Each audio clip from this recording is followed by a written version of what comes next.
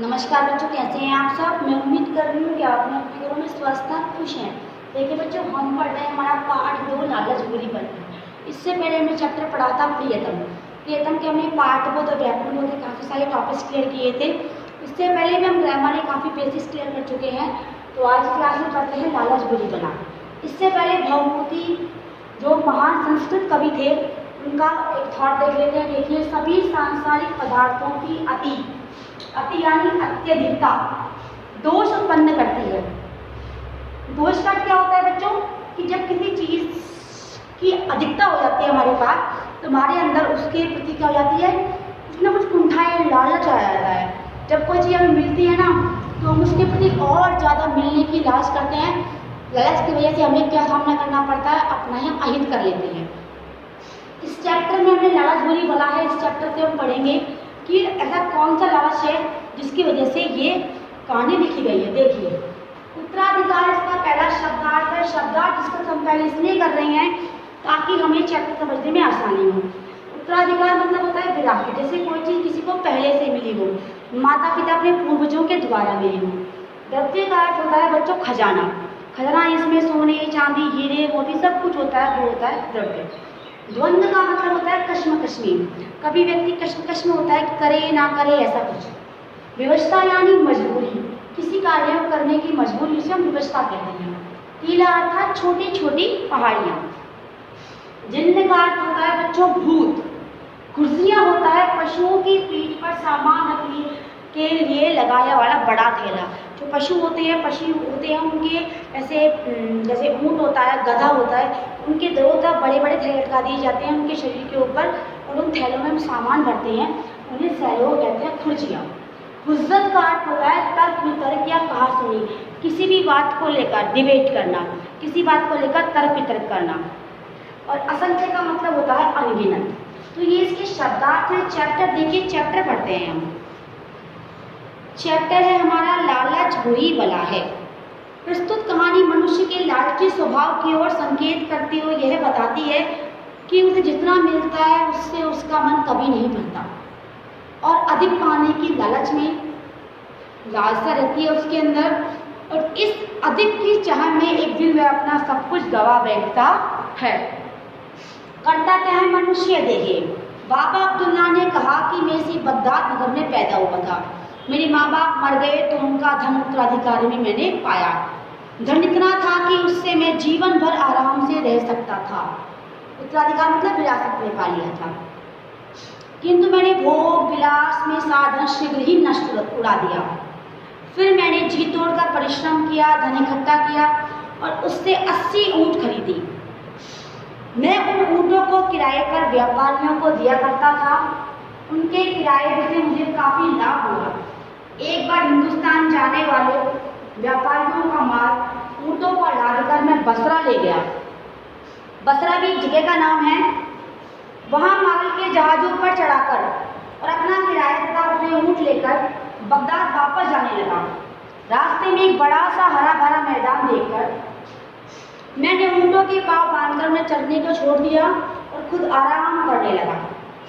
इतने बसरा से बगदाद को जाने वाला एक फ़कीर मेरे पास आ बैठा। फ़कीर कौन होता है? फ़कीर जैसे हमारे यहाँ धार्मिक गुरु होते हैं, पुजारी होते हैं, और जैसे पुजारी होते हैं जो भगवान की बहुत वो करते हैं पूजा, वे संत महात्मा, ऐसे ही मुसलमानों के होते हैं फ़कीर। फ़कीर था, मेरे पास आ बैठा। मैंने भोजन निकाला और उसे भी साथ में खाने को कहा। खाते खाते हम लोग बातें करते जाते थे। उसने कहा, तुम रात दिन बेकार मेहनत करते हो। यहाँ से कुछ दूरी पर एक ऐसी जगह है जहाँ पर अपार द्रव्य भरा है। द्रव्य अर्थात खजाना भरा पड़ा है।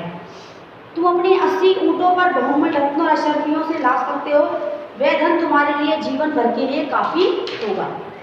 अब देखिए, मैंने यह सुनकर उसे गले लगाया और जानना चाहा कि वह इससे कोई स्वास्थ्य तो नहीं करना चाहता है।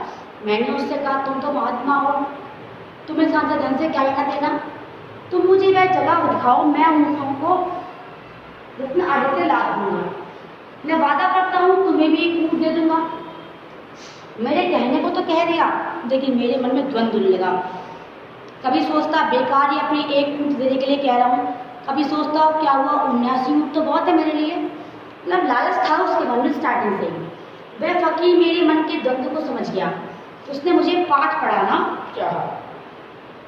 अबे क्या कहा उसने, बोला एक ऊँट लेकर मैं क्या करूँगा, मैं तुम्हें इस शर्त पर वह जगह दिखाऊंगा जब तुम खजाने से लदे अपने ऊँटों में से आधे ऊँट मुझे दे दोगे। मैंने विवश, अब तुम्हारी मर्जी है, तुम सोच लो, 40 ऊँट क्या तुम्हारे लिए कम है। मैंने विवशता से उसकी बात स्वीकार की। मैंने सोचा कि 40 ऊँटों पर लदा गया धन तो मेरे कई पीढ़ियों के लिए काफ़ी होगा। हम दोनों एक अन्य दिशा में चले। एक पहाड़ के तंग दर्रे से निकलकर हम लोग पहाड़ों के बीच एक खुले स्थान पर पहुंचे। वह जगह बिल्कुल सुनसान थी। फकीर ने कहा, ऊँटों को यहाँ बिठा दो, मेरे साथ जाओ। मैं ऊँटों को बिठाकर उसके साथ गया। कुछ दूर जाकर फकीर ने सूखी लकड़ियाँ जमा करके चकमक पत्थर से आग निकाली। लकड़ियों को सुलगा दिया। आग जलने पर उसने अपनी झोली से सुगंधित द्रव्य निकालकर आग में डाला। उसमें से एक धुएं का जबरदस्त बादल उठा और एक और चलने लगा। हम कुछ दूर जाकर वह बादल फटा और उसमें एक बड़ा टीला दिखाई दिया। जहाँ हम थे वहाँ से टीले तक एक रास्ता भी बन गया। हम दोनों उसके पास पहुँचे। टीले में एक द्वार दिखाई दिया। द्वार से आगे बढ़ने पर बड़ी गुफा मिली जिसमें जिन्नों का बनाया एक भव्य भवन दिखाई दिया। इस भवन में इतना भव्य था कि मनुष्य से बना ही सकते थे। हम लोग उसके अंदर आए तो देखा कि उसमें असीम द्रव्य भरा हुआ था। अशरफियों के ढेर को देखकर मैं उस ओर झपटा जैसे किसी शिकार पर शेर झपटता है। मैंने ऊँटों की खुर्जियों में अशरफियाँ भरनी शुरू की। खुर्जियाँ यानी दोनों तरफ लटकाने सामान रखने के लिए बने हुए थैले। फकीर भी द्रव्य संग्रह करने लगा परंतु केवल रत्न को भर रहा था। उसने मुझे भी अशरफियों को छोड़कर रत्न उठाने को कहा। मैं भी ऐसा करने लगा। हम दोनों ने बहुत सारी खुर्जियाँ भून रत्नों से भर ली। मैं बाहर जाने वाला ही था कि फकीर एक अन्य कमरे में गया। मैं उसके साथ चला गया। उसने भांति भांति की स्वर्ण निर्मित वस्तुएं रखी थी। फकीर ने सोने की एक संदूकची खोली। संदूकची यानी एक बक्सा था। उसमें लकड़ी की एक डिबिया निकाली और उसे खोलकर देखा। उसमें एक प्रकार का मरहम रखा हुआ था। उसने डिबिया बंद करके अपनी जेब में रख ली और फिर उसे आगे आग जलाकर उसमें सुगंधित द्रव्य डाला और मंत्र पढ़ा, जिससे वे महल, गुफा, टीला सब गायब हो गए जो उसने मंत्र से के बल पर पैदा किए थे। यानी मंत्रों के बल पर उसने सब कुछ पैदा किया था। अब हम लोग उसी मैदान में आ गए जिसमें मेरे ऊँट बंधे थे। हमने सारे ऊँटों को खुर्जियों से लादा। वादे के अनुसार आधे आधे ऊँट बांटकर फिर उस तंग दर्रे से निकले जहाँ से आई थी।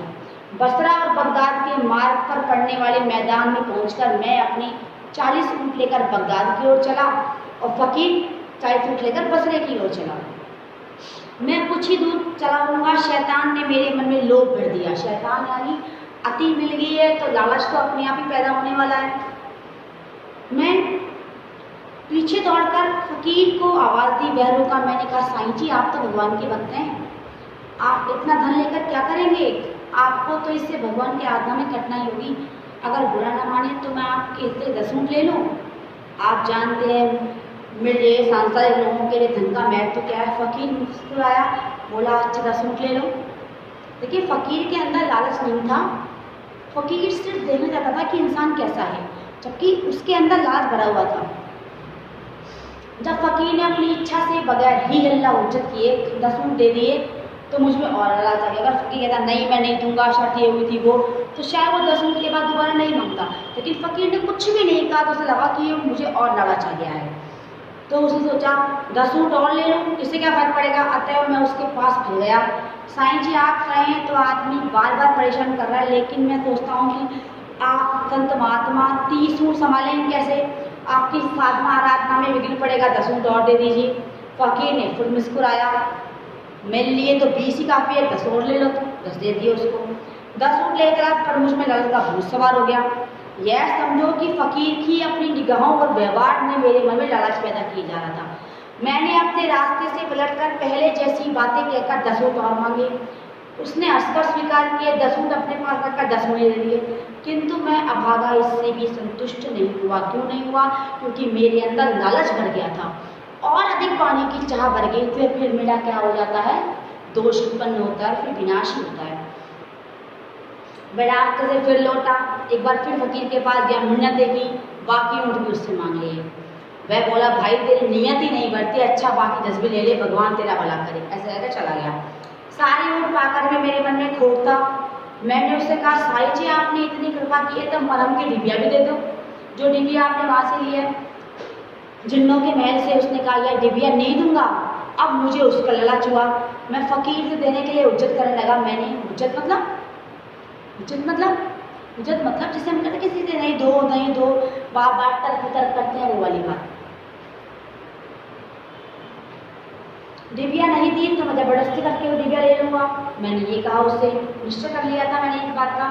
मेरे मन की बात जानकर फ़कीर ने डिबिया मुझे दे दिया। कहा तुम डिबिया ले लो, लेकिन ज़रूर करना कि तुम इस मरहम की विशेषता समझ लो पहले कि ये मरहम है क्या, इस डिबिया के अंदर क्या है, पहले ये तो समझ लो। तुमने 80 ऊँट ले लिए लेकिन डिबिया भी लेने पर आ रहे हो, तो सुन लो क्या है इस डिबिया में। अगर तुम इसमें से थोड़ा सा मरहम अपनी बाईं आँख में लगाओगे तो सारे संसार के गुप्त कोश तुम्हें दिखाई देंगे। कोश मतलब छुपे हुए खजाने। अगर तुमने दाहिनी आँख में लगाया तो तुम सदैव के लिए अपनी दोनों आँखों से अंधे हो जाओगे। मैंने कहा साईं जी आप इस मरहम से पूरे जानकार हैं, आप ही ने इसे मेरी आँखों पर लगा दी। फ़कीर ने मेरी बाईं आँख बंद की और थोड़ा मरहम लेकर पलक के ऊपर लगा दिया। मरहम लगते ही वैसा का वैसा हुआ जैसा फ़कीर ने कहा था। दुनिया भर के गुप्त और भूमिगत धनकुल में दिखाई देने लगे। मैं लालच में अंधा तो था ही, सोचा अभी कोई खजाना होगा जो दिखाई नहीं दे रहा। मैंने दाहिनी आँख बंद की, पकड़ा इस पर ही मरहम लगा दो, बाकी दिखाई दे। फ़कीर ने कहा ऐसा मत करो, दाहिनी में लगा दिया तो अंधे हो जाओगे। मेरे अकल पर पर्दा था, मैंने सोचा कि अब फ़कीर मुझे धोखा दे रहा है। यह भी संभव है कि दाहिनी आँख में मरहम और उसी प्रकार की शक्तियाँ और रहस्य पर फ़कीर के अंदर थे। तो फ़कीर बार बार कहता रहा मेरी मूर्खता और जिद छोड़ने के लिए, लेकिन मैंने अपनी दाई मरहम पर आग लगवाने की बात नहीं छोड़ी।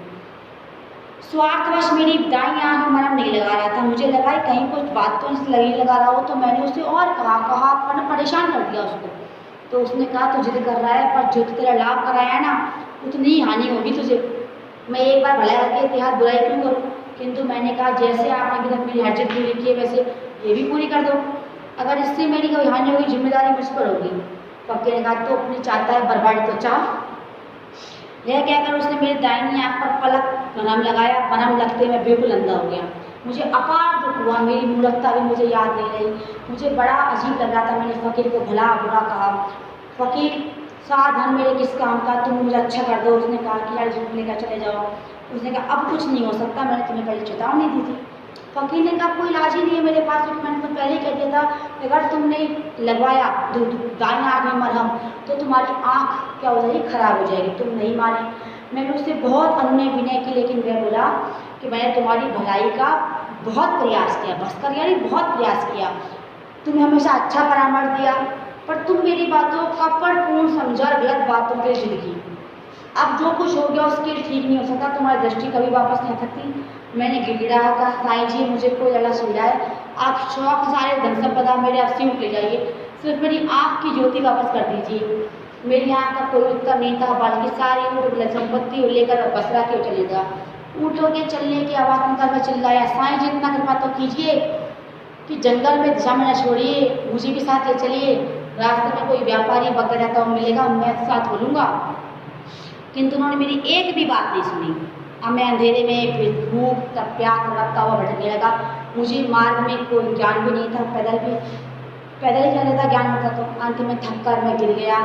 सौभाग्य से अगले दिन व्यापारियों दल बसरा से बगदाद की ओर जा रहा था। वे लोग मेरा धागा मुझे बगदाद ले आए।